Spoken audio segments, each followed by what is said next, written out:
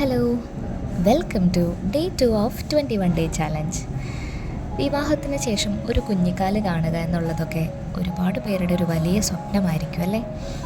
എന്നാൽ ഒരു അമ്മയായതിനു ശേഷം ഒരു സ്ത്രീയിലുണ്ടാകുന്ന മാറ്റങ്ങൾ എത്രത്തോളമാണ്? എനിക്കും അങ്ങനെയൊക്കെ തന്നെ ആയിരുന്നു കേട്ടോ. സിദ്ധുക്കുട്ടനുണ്ടായതിനു ശേഷം ഫിസിക്കലി മെൻ്റലി ഞാൻ ഒരുപാട് ചേഞ്ചായി. പണ്ട് എനിക്ക് ചെയ്യാൻ കഴിയില്ല എന്ന് ഞാൻ വിചാരിച്ചിരുന്ന പല കാര്യങ്ങളും ഇന്ന് ഞാൻ ചെയ്യുന്നുണ്ട്. അതങ്ങനെയല്ലേ? നമ്മൾ അത്ഭുതത്തോടെ നോക്കിക്കൊണ്ടിരുന്ന പല കാര്യങ്ങളും നമ്മൾ സ്വയം ചെയ്യുന്നത്, അത് നമ്മൾ അറിയുന്ന പോലുമില്ല നമ്മളിലെ ആ മാറ്റങ്ങൾ. ഇന്ന് എൻ്റെ വീട്ടിലെ കാര്യങ്ങളെല്ലാം കഴിഞ്ഞ് ഞാൻ നേരെ എത്തിയത് എൻ്റെ വെൽനസ് സെൻറ്ററിലാണ്. അവിടെ നിന്നാണ് ഞാൻ എൻ്റെ ഹെൽത്തി ഐഡിയൽ ബ്രേക്ക്ഫാസ്റ്റ് കഴിച്ചത്. സോ അവിടെ എനിക്ക് കുറച്ച് ഓഫീസ് ഡ്യൂട്ടികളൊക്കെ ചെയ്ത് തീർക്കാനുണ്ടായിരുന്നു. ദെൻ അന്നത്തെ ഒരു ദിവസം എന്തൊക്കെ കാര്യങ്ങൾ ചെയ്യണമെന്ന് അവിടെ ഇരുന്ന് പ്ലാൻ ചെയ്തു. ഇവിടെ നല്ല മഴയായിരുന്നു കേട്ടോ. സോ മോനെ സ്കൂളിൽ വിടണമായിരുന്നു. അതുകൊണ്ട് ഞാൻ കാറ് എടുത്തുകൊണ്ടാണ് പോകുന്നത്. എൻ്റെ ലൈഫിൽ എനിക്ക് ഏറ്റവും കൂടുതൽ പ്രയോജനം ചെയ്തിട്ടുള്ള ഒരു കാര്യമാണ് ഞാൻ ഡ്രൈവിംഗ് പഠിച്ചത്. അതിനെൻ്റെ എല്ലാ ക്രെഡിറ്റ്സും എൻ്റെ അച്ഛന് തന്നെയാണ്.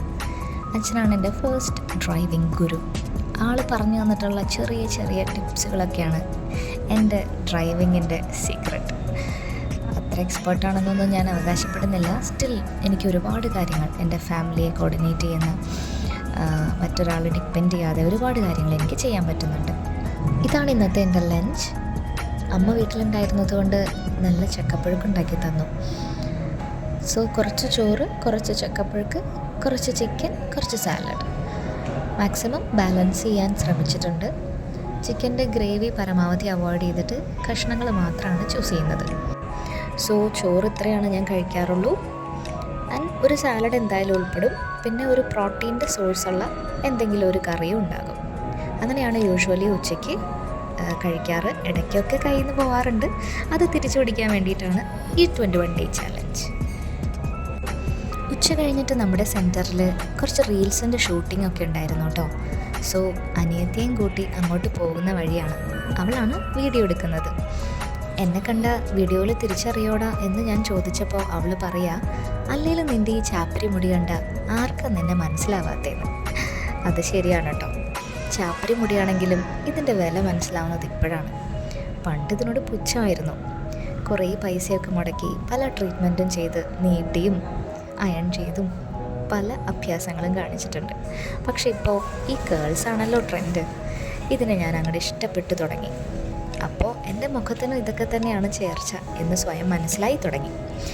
നമ്മുടെ ലൈഫിലെ പല കാര്യങ്ങളും അങ്ങനെയാണല്ലോ. പലതിൻ്റെയും വില തിരിച്ചറിയാൻ നമ്മൾ വൈകും. പക്ഷെ സാരമില്ല, നീ ഒരിക്കലും തിരിച്ചറിയാതിരിക്കുന്നതിനേക്കാൾ നല്ലത് വൈകിയാണെങ്കിലും തിരിച്ചറിയുന്നതാണ്. Late is better than never എന്നാണല്ലോ.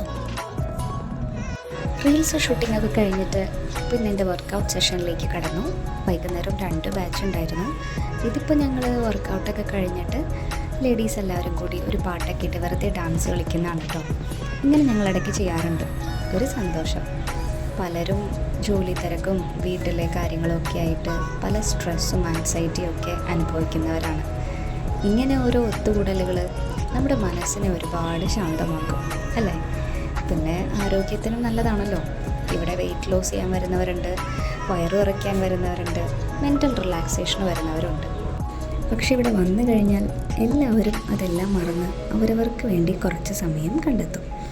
നമ്മളെല്ലാവരും അങ്ങനെ ഒരു സമയം ദിവസത്തിൽ എപ്പോഴെങ്കിലും കണ്ടെത്തണമെന്നാണ് എൻ്റെ ഒരു അഭിപ്രായം. മീ ടൈം, നമുക്ക് വേണ്ടി കുറച്ച് സമയം, നമ്മുടെ സ്ട്രെസ്സും സ്ട്രെയിനൊക്കെ മറന്ന് ഒന്ന് റിലാക്സ് ചെയ്യാൻ, നമുക്ക് നമ്മളെ തന്നെ ഒന്ന് സ്നേഹിക്കാൻ, ശുശ്രൂഷിക്കാൻ കുറച്ച് സമയം. അതുണ്ടെങ്കിലാണ് ജീവിതം മുന്നോട്ട് പോകാൻ ഒരു ഊർജം ഫീൽ ചെയ്യുള്ളൂ എന്നെനിക്ക് തോന്നിയിട്ടുണ്ട്.